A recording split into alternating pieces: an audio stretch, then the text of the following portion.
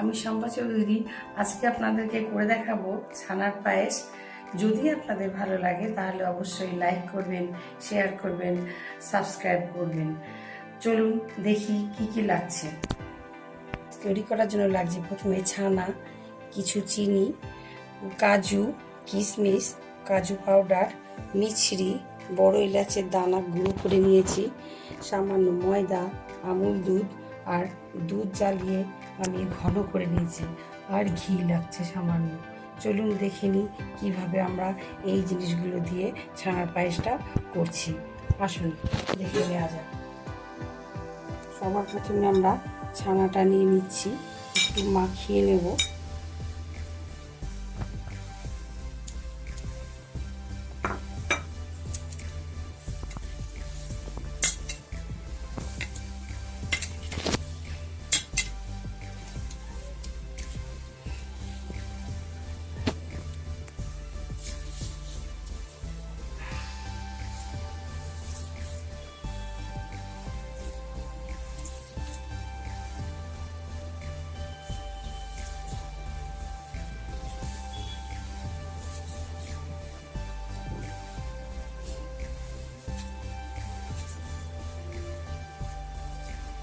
দর্শক বন্ধু, ছানাটা আমার ভালো করে মাখা হয়ে গেছে।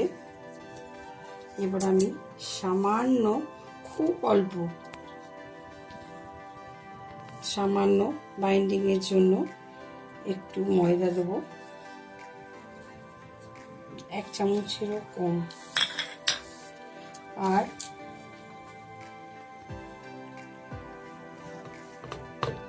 ফ্লেভারের জন্য সামান্য ঘি দেবো। আর যে এলাচের গুঁড়োগুলো আছে দিয়ে দেব। এবার একসঙ্গে মাখবো।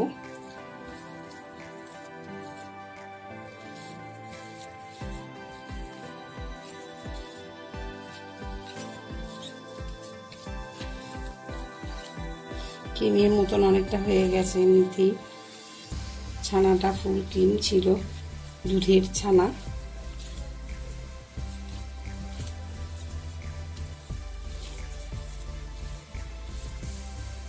আর মাখতে হবে না। এবার এইগুলো থেকে আমি ছোট ছোট মুঠো পাকিয়ে রেখে দেবো।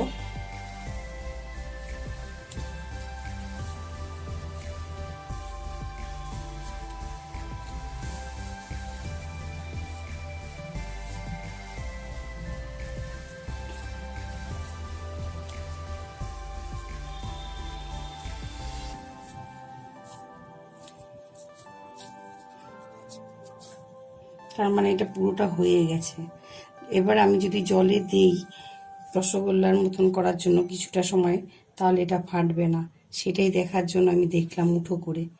এবার চলুন এগুলো সব এক জায়গায় করে রেখে আমি আগে জলটা তৈরি করে নিই, তারপরে আমি এটা শেপ দেব। এটা ঢাকা থাক। চলুন, মধ্যে জল বসিয়ে রেখেছি।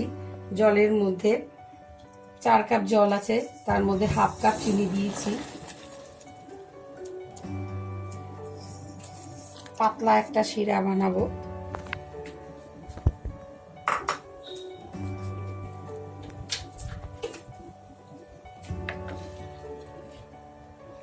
এই শিরার মাঝখানে আমি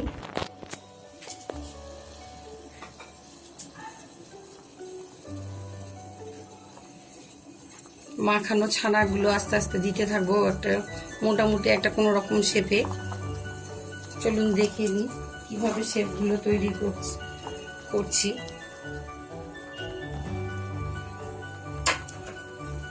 যে কোনো শেপ দিয়ে করতে পারেন, জাস্ট একটু বয়েল হওয়ার জন্য। এটা খেতে বেশি ভালো লাগে।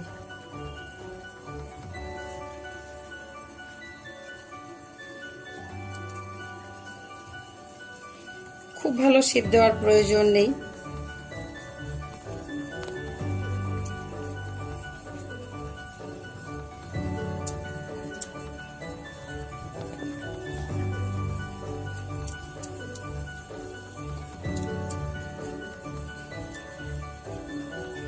যেমন ইচ্ছা দিতে পারেন।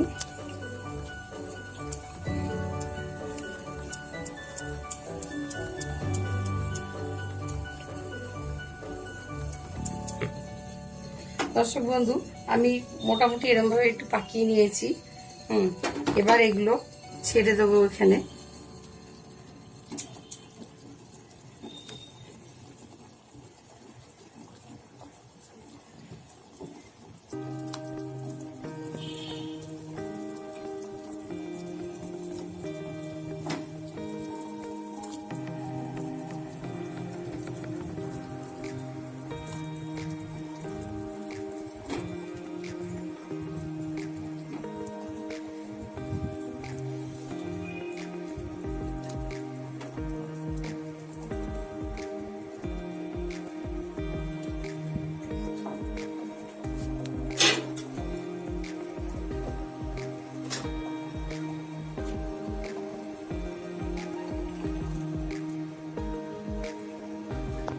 এটা কিছুক্ষণ হতে দেবো, খুব বেশি সময় হতে দেবো না।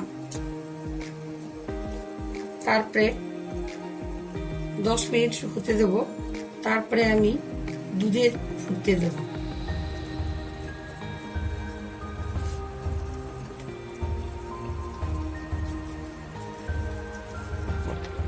হ্যাঁ দর্শক বন্ধু, আমার এইগুলো বলসগুলো প্রায় ফুলে উঠেছে। এরপরে দুধে গিয়ে একটু ফুটবে, এই জন্য আমি এখান থেকেই নামিয়ে দেব। তো আমার এখানে 7 মিনিট মতো সময় লাগলো, এর বেশি আমি ফোটাতে চাই না। আমি এরপরে দুধে ফোটাবো বাদ বাকিটা। তো আপনারা ছানাটার ওপর ডিপেন্ড করে পুরোটাই। তো আপনাদের যেভাবে ছানাটা কাটা হবে আপনার তার উপর ডিপেন্ড করবে। আমি যেভাবে ছানাটা কেটেছি তার উপর ডিপেন্ড করছে। 6 থেকে 7 মিনিট লেগেছে। তো আমি এবার গ্যাসটা বন্ধ করে দিয়েছি। পুরোপুরি 10 মিনিট লাগেনি এখানে।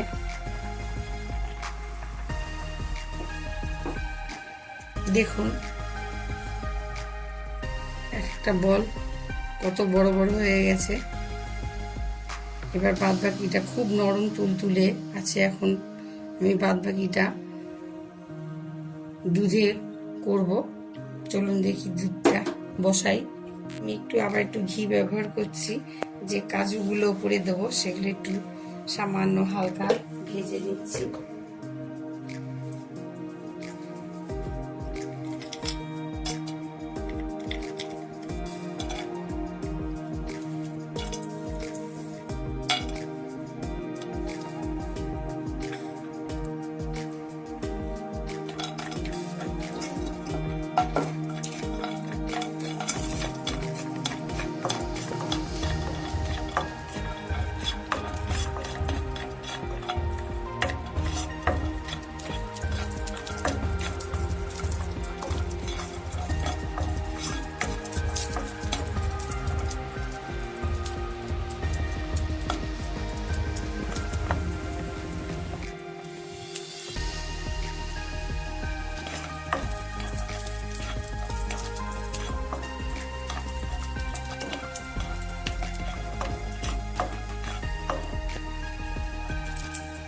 সামান্য একটু ঘিতে ভেজে নেব, জাস্ট একটু ডেকোরেশন করার জন্য। সঙ্গে সুন্দর একটু গন্ধও দেবে।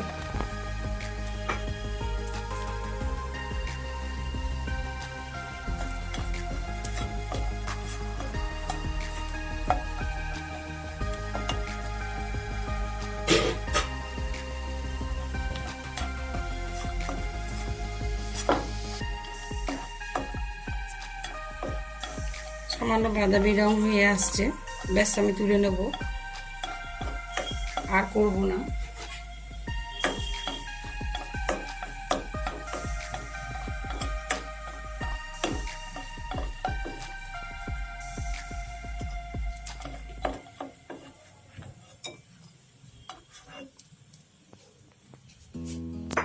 যে জ্বালিয়ে রেখেছি বাড়িতে দুধটা ঘন করে, সে দুধটা আমি দিয়ে দিচ্ছি।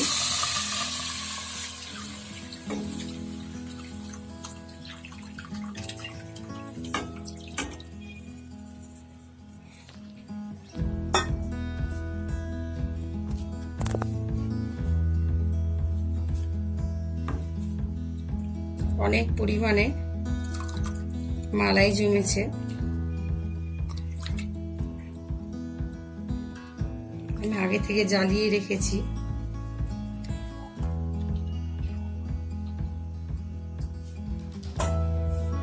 এবার আমি কিছুক্ষণ ফুটতে দেব।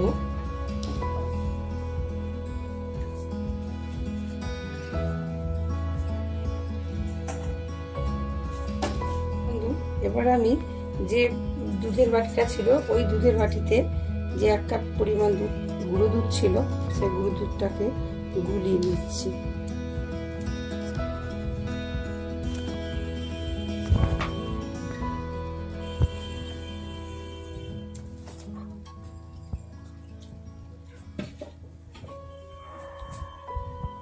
সামান্য জল দেব, খুব বেশি জল দেব না, ঘনই রাখবো।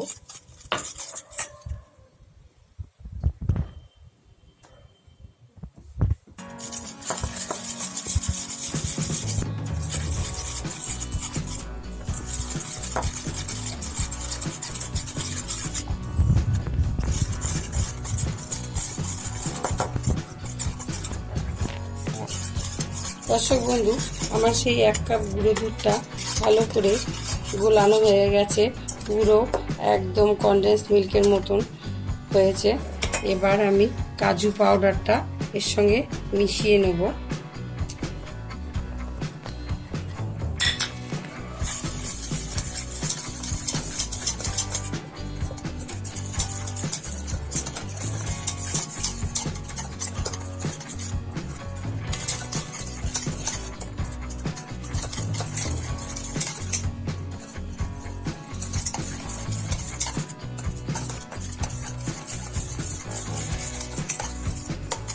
এটা মিশে গেছে, এটা রেডি করা হয়ে গেল। এটা এখানে থাক।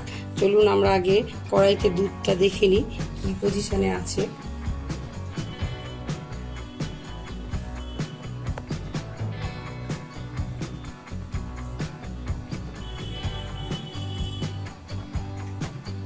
দুধটা ধিমে আছে, হতে হতে আস্তে আস্তে মালাই জমতে শুরু করেছে। সাইড করে দিচ্ছি।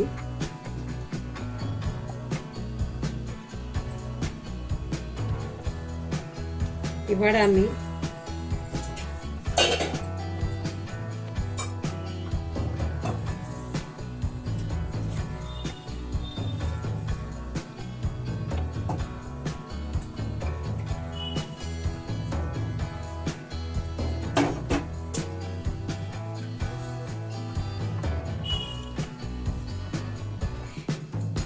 এই ছানার বলগুলো ছেড়ে দেব।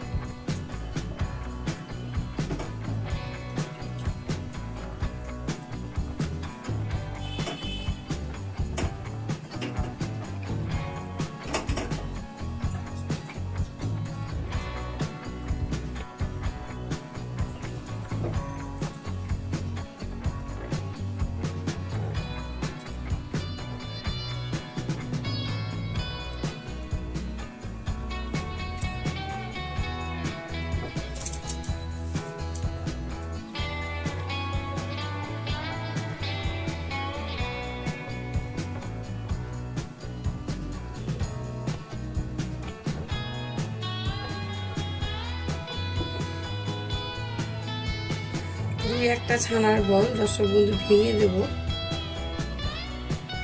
যাতে আর একটু ঘন হয়ে যায়।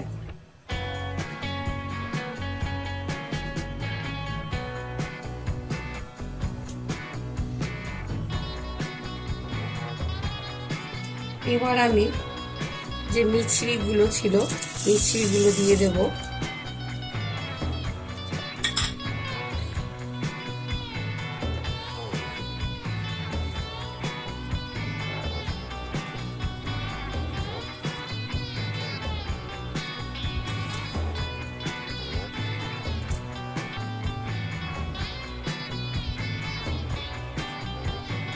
ফুটতে থাক।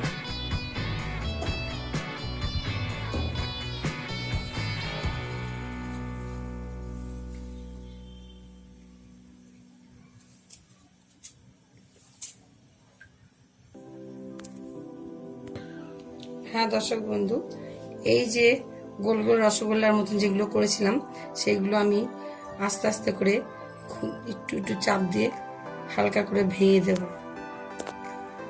যাতে একটু ঘন হয়। আমি খুব বেশি তখন বয়েল করিনি।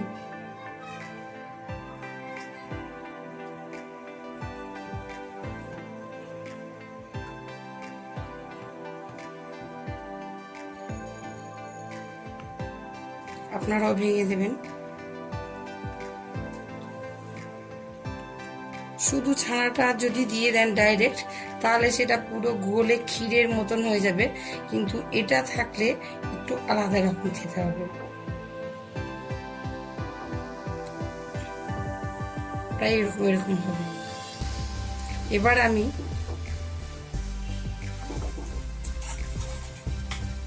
এই কাজু আর দুধের মিশ্রণ যেটা করেছি সেটা দিয়ে দেব।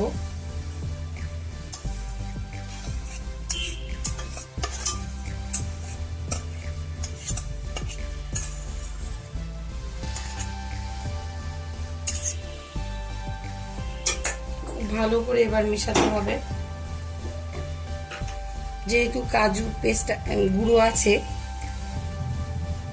একটু শক্ত হয়ে আসবে, অনেক গাঢ় হয়ে আসবে, সেটাই বলতে চাইছি। ঘন হয়ে আসবে, আর আমুল দুধের জন্য একটু ঘন হয়েই যাবে।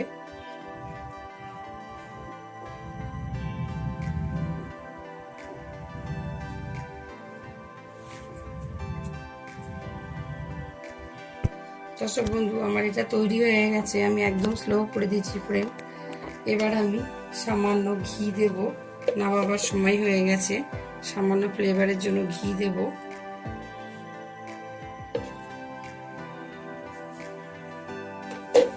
আর আমার পছন্দের ফ্লেভারের জন্য আমি একটু জায়ফল অ্যাড করে দেবো সামান্য। চাইলে আপনারা দিতেও পারেন, আবার আপনাদের নাও দিতে পারেন, কিন্তু আমি এটা দিয়ে থাকি মিষ্টিতে।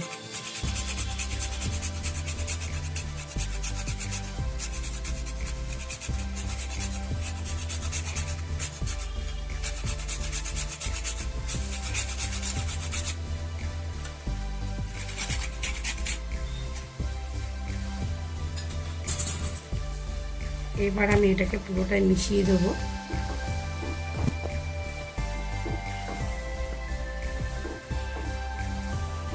জায়ফলের গন্ধ এবং ঘিয়ের গন্ধে খুবই সুন্দর গন্ধ বেরোবে ছানার পায়েসটা দিয়ে।